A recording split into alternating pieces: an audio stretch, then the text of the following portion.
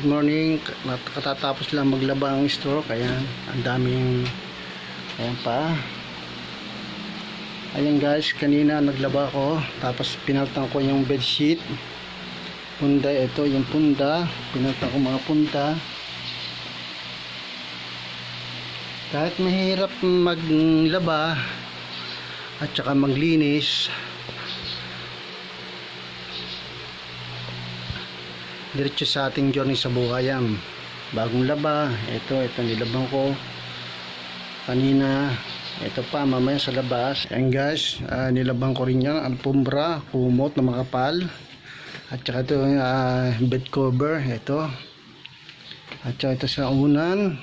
Ayan, maraming salamat at awa ng Diyos tayo nakakakilos.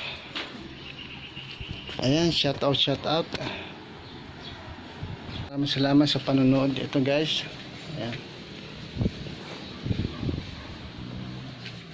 kababagong laba lang guys. Bye bye.